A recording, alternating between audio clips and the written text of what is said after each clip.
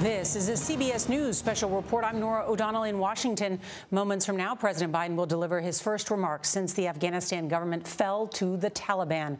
The president returned early from vacation this afternoon in order to address the growing national security crisis.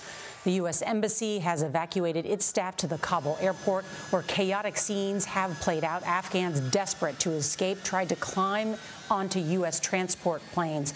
At least 7 people have been killed in that chaos. At this hour, the Kabul airport is shut down. No flights, commercial or military, are leaving or landing. 6,000 U.S. troops have been deployed to provide security. The Taliban swept into Kabul over the weekend, and some of its fighters were seen inside the presidential compound. Afghanistan's President Ashraf Ghani fled the country, and now we see the President of the United States entering the East Room of the White House to address. Let's listen. I want to speak today to the unfolding situation in Afghanistan, the developments that have taken place in the last week, and the steps we're taking to address the rapidly evolving events. My national security team and I have been closely monitoring the situation on the ground in Afghanistan and moving quickly to execute the plans we had put in place to respond to every constituency, including and contingency, including the rapid collapse we're seeing now. I'll speak more in a moment about the specific steps we're taking, but I want to remind everyone how we got here and what America's interests are in Afghanistan.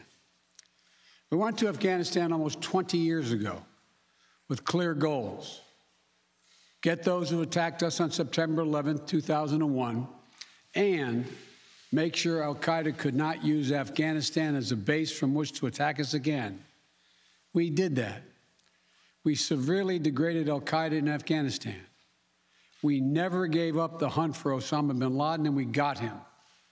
That was a decade ago.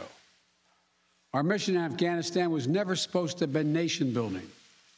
It was never supposed to be creating a unified, centralized democracy.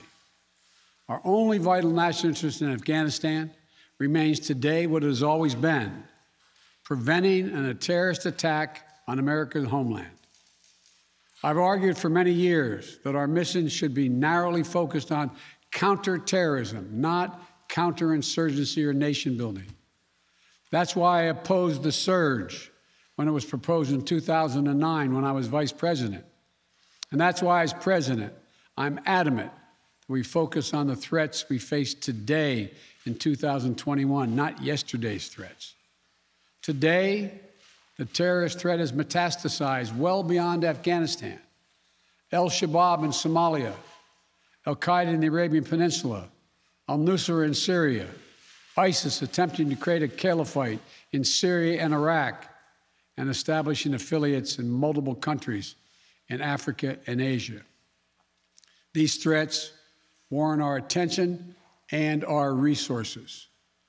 We conduct effective counterterrorism missions against terrorist groups in multiple countries where we don't have permanent military presence. If necessary, we'll do the same in Afghanistan. We've developed counterterrorism over-the-horizon capability that will allow us to keep our eyes firmly fixed on the direct threats to the United States and the region, and act quickly and decisively if needed. When I came into office, I inherited a deal that President Trump negotiated with the Taliban. Under his agreement, U.S. forces would be out of Afghanistan by May 1, 2021, just a little over 3 months after I took office. U.S. forces had already drawn down during the Trump administration from roughly 15,500 American forces to 2,500 troops in country. And the Taliban was at its strongest militarily since 2001. The choice I had to make as your president was either to follow through on that agreement or be prepared to go back to fighting the Taliban in the middle of the spring fighting season. There would have been no ceasefire after May 1. There was no agreement protecting our forces after May 1. There was no status quo of stability without American casualties after May 1. There was only a cold reality of either following through on the agreement to withdraw our forces or escalating the conflict and sending thousands more American troops back into combat in Afghanistan, lurching into the third decade of conflict. I stand squarely behind my decision. After 20 years, I've learned the hard way that there was never a good time to withdraw U.S. forces. That's why we're still there. We were clear-eyed about the risks. We planned for every contingency, but I always promised the American people that I would be straight with you. The truth is, this did unfold more quickly than we had anticipated. So what's happened? Afghanistan political leaders gave up and fled the country. The Afghan military collapsed, sometime without trying to fight. If anything, the developments of the past week reinforced that ending U.S. military involvement in Afghanistan now was the right decision. American troops cannot and should not be fighting in a war and dying in a war that Afghan forces are not willing to fight for themselves. We spent over $1 trillion. We trained and equipped an Afghan military force with some 300,000 strong, incredibly well equipped, a force larger in size than the militaries of many of our NATO allies. We gave them every tool they could need. We paid their salaries, provided for the maintenance of their Air Force, something the Taliban doesn't have. Taliban does not have an Air Force. We provided close air support. We gave them every chance to determine their own future. What we could not provide them was the will to fight for that future. There's some very brave and capable Afghan special forces units and soldiers. But if Afghanistan is unable to mount any real resistance to the Taliban now, there is no chance that 1 year, 1 more year, 5 more years, or 20 more years of U.S. military boots on the ground would have made any difference. And here's what I believe to my core. It is wrong to order American troops to step up when Afghanistan's own armed forces would not. If the political leaders of Afghanistan were unable to come together for the good of their people, unable to negotiate for the future of their country when the chips were down, they would never have done so while U.S. troops remained in Afghanistan, bearing the brunt of the fighting for them. And our true strategic competitors, China and Russia, would love nothing more than the United States to continue to funnel billions of dollars in resources and attention into stabilizing Afghanistan indefinitely. When I hosted President Ghani and Chairman Abdullah at the White House in June, and again when I spoke by phone to Ghani in July, we had very frank conversations. We talked about how Afghanistan should prepare to fight their civil wars after the U.S. military departed, to clean up the corruption in government so the government could function for the Afghan people. We talked extensively about the need for Afghan leaders to unite politically. They failed to do any of that. I also urged them to engage in diplomacy, to seek a political settlement with the Taliban. This advice was flatly refused. Mr. Ghani insisted the Afghan forces would fight, but obviously he was wrong. So I'm left again to ask of those who argue that we should stay, how many more generations of America's daughters and sons would you have me send to fight Afghanistan's civil war when Afghan troops will not? How many more lives, American lives, is it worth?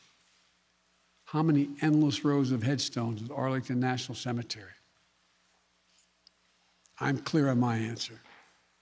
I will not repeat the mistakes we've made in the past. Mistake of staying and fighting indefinitely in a conflict that is not in the national interest of the United States, of doubling down on a civil war in a foreign country, of attempting to remake a country through the endless military deployments of U.S. forces. Those are the mistakes we cannot continue to repeat because we have significant vital interest in the world that we cannot afford to ignore. I also want to acknowledge how painful this is to so many of us. The scenes we're seeing in Afghanistan, they're gut-wrenching, particularly for our veterans, our diplomats, humanitarian workers, for anyone who has spent time on the ground working to support the Afghan people, for those who have lost loved ones in Afghanistan, and for Americans who have fought and served in the country, serve our country in Afghanistan. This is deeply, deeply personal. It is for me as well. I've worked on these issues as long as anyone. I've been throughout Afghanistan during this war, while the war was going on, from Kabul to Kandahar to the Kunar Valley. I've traveled there on 4 different occasions. I met with the people. I've spoken to the leaders. I spent time with our troops. And I came to understand firsthand what was and was not possible in Afghanistan. So now we're focused on what is possible. We will continue to support the Afghan people. We will lead with our diplomacy, our international influence, and our humanitarian aid. We'll continue to push for regional diplomacy and engagement to prevent violence and instability. We'll continue to speak out for the basic rights of the Afghan people, of women and girls, just as we speak out all over the world. I've been clear, the human rights must be the center of our foreign policy, not the periphery. But the way to do it is not through endless military deployments. It's with our diplomacy, our economic tools, and rallying the world to join us. Well, let me lay out the current mission in Afghanistan. I was asked to authorize, and I did, 6,000 U.S. troops to deploy to Afghanistan for the purpose of assisting in the departure of U.S. and allied civilian personnel from Afghanistan, and to evacuate our Afghan allies and vulnerable Afghans to safety outside of Afghanistan. Our troops are working to secure the airfield and to ensure continued operation of both the civilian and military flights. We're taking over air traffic control. We have safely shut down our embassy and transferred our diplomats. Our diplomatic presence is now consolidated at the airport as well. Over the coming days, we intend to transport out thousands of American citizens who have been living and working in Afghanistan. We'll also continue to support the safe departure of civilian personnel, the civilian personnel of our allies who are still serving in Afghanistan. Operation Allies Refugee, which I announced back in July, has already moved 2,000 Afghans who are eligible for special immigration visas and their families to the United States. In the coming days, the U.S. military will provide assistance to move more SIV-eligible Afghans and their families out of Afghanistan. We're also expanding refugee access to cover other vulnerable Afghans who worked for our embassy. U.S. non-governmental agencies or U.S. non-governmental organizations and Afghans who otherwise are at great risk in U.S. news agencies. I know there are concerns about why we did not begin evacuating Afghans civilians sooner. Part of the answer is some of the Afghans did not want to leave earlier, still hopeful for their country. And part of it because the Afghan government and its supporters discouraged us from organizing a mass exodus to avoid triggering, as they said, a crisis of confidence. American troops are performing this mission as professionally and as effectively as they always do, but it is not without risks. As we carry out this departure, we have made it clear to the Taliban, if they attack our personnel or disrupt our operation, the U.S. presence will be swift and the response will be swift and forceful. We will defend our people with devastating force if necessary. Our current military mission will be short in time, limited in scope, and focused in its objectives. Get our people and our allies as safely as quickly as possible. And once we have completed this mission, we will conclude our military withdrawal. We will end America's longest war after 20 long years of bloodshed. The events we're seeing now are sadly proof that no amount of military force would ever deliver a stable, united, secure Afghanistan, as known in history as the graveyard of empires. What's happening now could just as easily happen 5 years ago or 15 years in the future. We have to be honest. Our mission in Afghanistan is taking many missteps, made many missteps over the past 2 decades. I'm now the 4th American president to preside over war in Afghanistan, 2 Democrats and 2 Republicans. I will not pass this responsibility on to a 5th president. I will not mislead the American people by claiming that just a little more time in Afghanistan will make all the difference. Nor will I shrink from my share of responsibility for where we are today and how we must move forward from here. I am President of the United States of America, and the buck stops with me. I'm deeply saddened by the facts we now face, but I do not regret my decision to end America's warfighting in Afghanistan and maintain a laser focus on our counterterrorism missions there and other parts of the world. Our mission to degrade the terrorist threat of al-Qaeda in Afghanistan and kill Osama bin Laden was a success. Our decades-long effort to overcome centuries of history and permanently change and remake Afghanistan was not, and I wrote and believed it never could be. I cannot and will not ask our troops to fight on endlessly in another country's civil war, taking casualties, suffering life-shattering injuries, leaving families broken by grief and loss. This is not in our national security interest. It is not what the American people want. It is not what our troops, who have sacrificed so much over the past 2 decades, deserve. I made a commitment to the American people when I ran for president that I would bring America's military involvement in Afghanistan to an end. While it's been hard and messy, and yes, far from perfect, I've honored that commitment.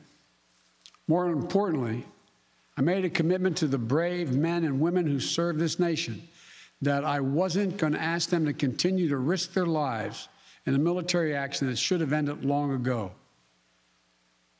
Our leaders did that in Vietnam when I got here as a young man. I will not do it in Afghanistan.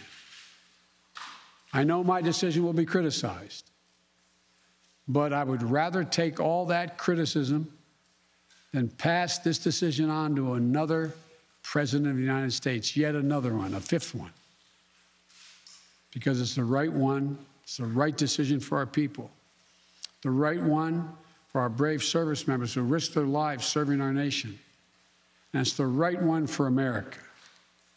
Thank you. May God protect our troops, our diplomats, and all brave Americans serving in harm's way.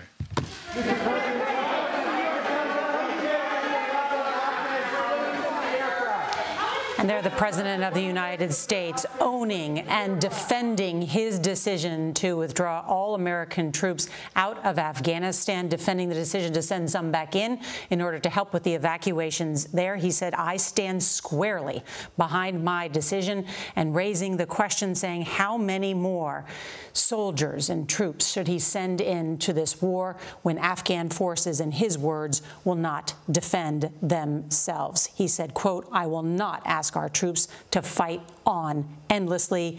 Afghanistan and being there," in his words, quote, "this is not in our national security interests." However, there is chaos still on the ground in Afghanistan as the Taliban have taken over. CBS's Roxana Saberi is in Kabul reporting from an undisclosed location for security reasons. And Roxana, tell us what has been happening on the ground today.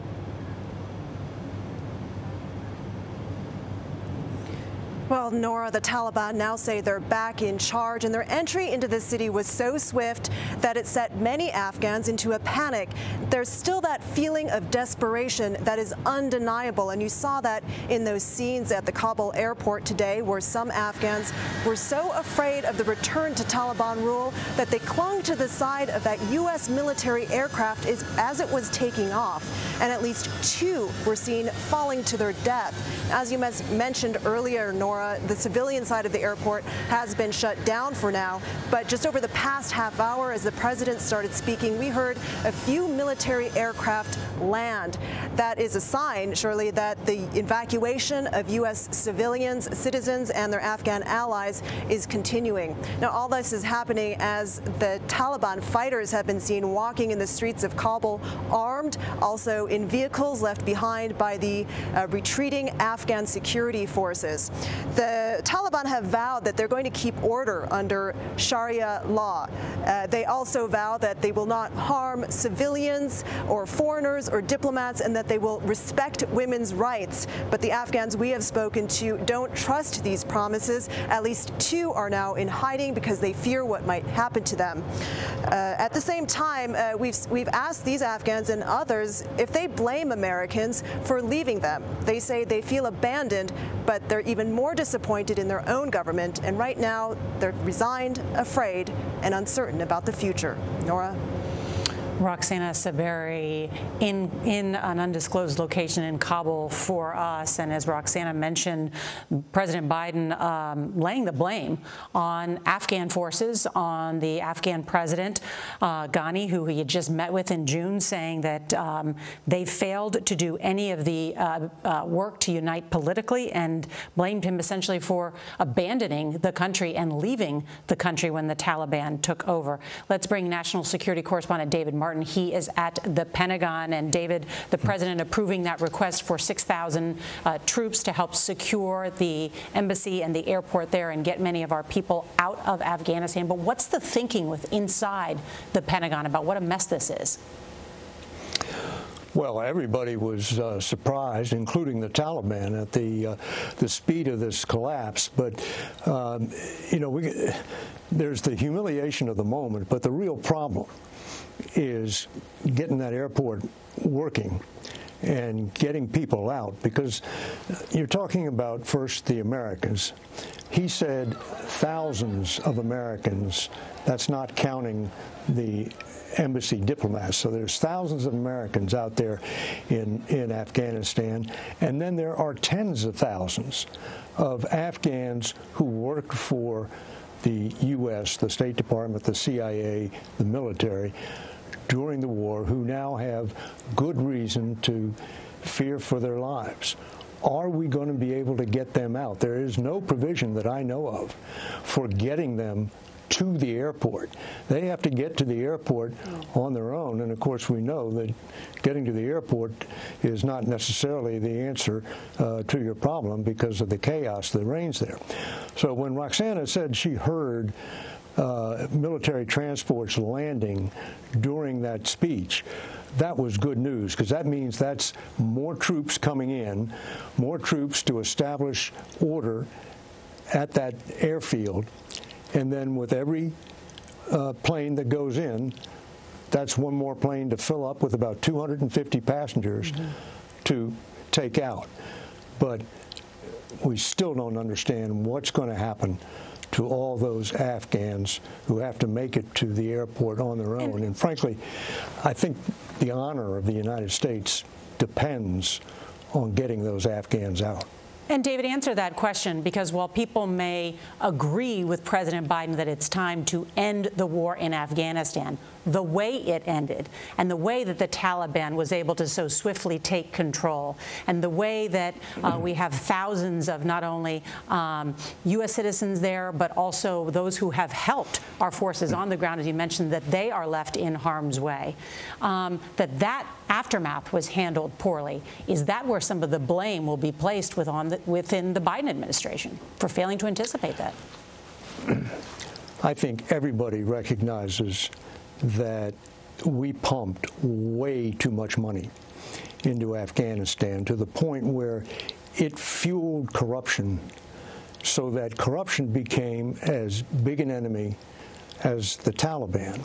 And then when the U.S. started to withdraw, all the things that the U.S. military is good at, airstrikes, medevac, resupply of food and ammunition, went away.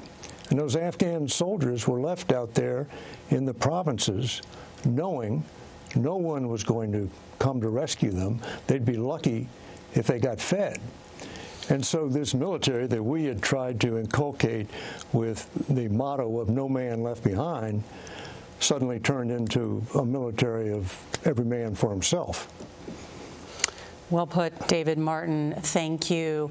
As the President of the United States also mentioning that Afghanistan has been known as the graveyard of empires. Let's bring in our senior White House and political correspondent, Ed O'Keefe, who is at the White House. And Ed, I was struck by the President defending his decision so vociferously here, trying to explain that this is not in America's national security, that our mission should be about counterterrorism, not counterinsurgency or nation building, and then in his words, no amount of military force could have turned Afghanistan into a democracy.